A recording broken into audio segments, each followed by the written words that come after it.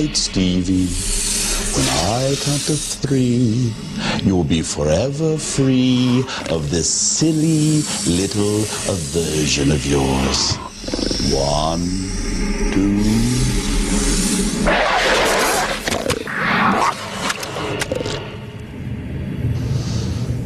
Your son's problem is beyond my skills. I am sorry. You have a pea on you. Do I? You are our last hope. What can we do now? Well, there is one who can help. I hesitate to suggest it, because I don't care for his methods, but in little Stevie's case, I'll make an exception. Good day. Professor, let me show you how... No, I said good day. Thank you, no, I said good day. Please send us the cleaning bill. It's okay. Don't worry. Yes? Yes. No. Maybe.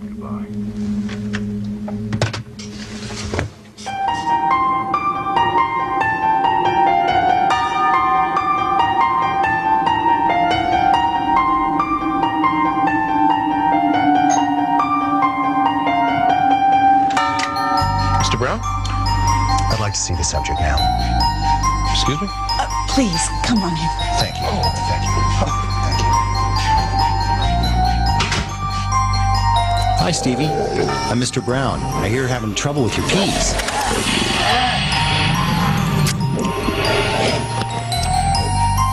Well, what do you think? How long has he been like this? 3 hours? 3 days.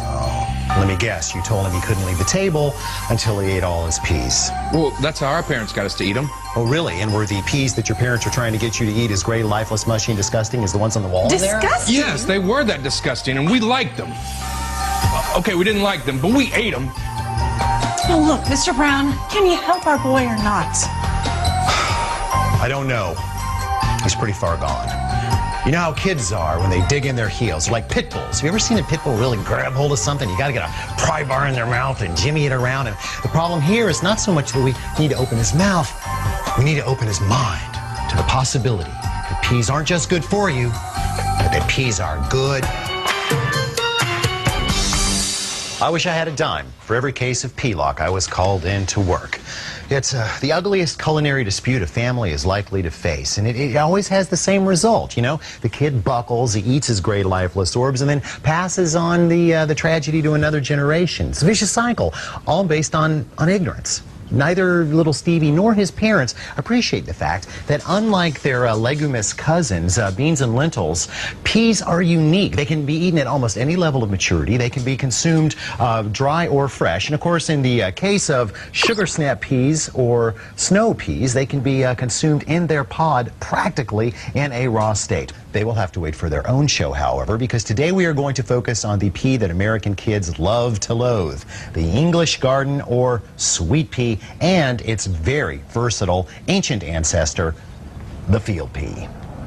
Now, field peas, which usually come in yellow and green, sometimes orange, are hardier and starchier than sweet garden peas. And they're historically significant because they were one of the first foods to be gathered and then dried. Now, imagine a cave-dwelling family that had peas like these would be able to get all the complex carbs, proteins, minerals, and good old-fashioned calories that they would need to survive a winter when the hunting was bad. And because they split naturally when they dry, they can be cooked without long soaking, which even gives modern cooks a big advantage. Oh, and here's another fascinating fact.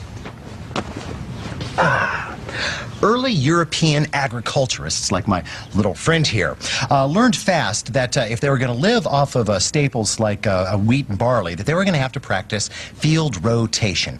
That is because cereal crops tend to deplete nutrients from the ground. So you have a parcel of land, you split it in half, you grow your grains on one side, and you leave the other side fallow so that it can recover through a growing season, and then you rotate the crops.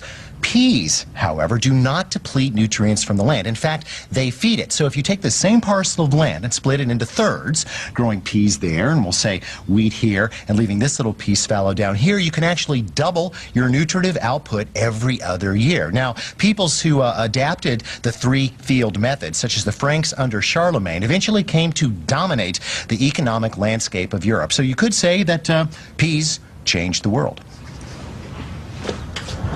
Now, I'm not going to try to tell you that little Stevie, or any American kid for that matter, is going to learn to love field peas simply because they have historical significance. But I will tell you that I think American kids can learn to love field peas because they have a very, very complex flavor and a nice meaty texture that lends itself well to a wide array of applications, such as split pea soup.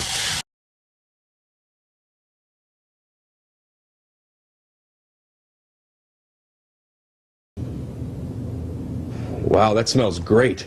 It looks really good. Is there any extra? This is for Stevie, but if this works out, I promise I'll leave you the recipe, okay?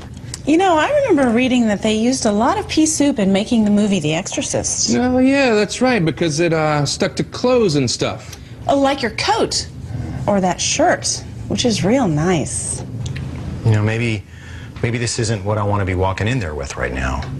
Could be. Dangerous. Yeah. Well, what am I supposed to do with this? Go ahead.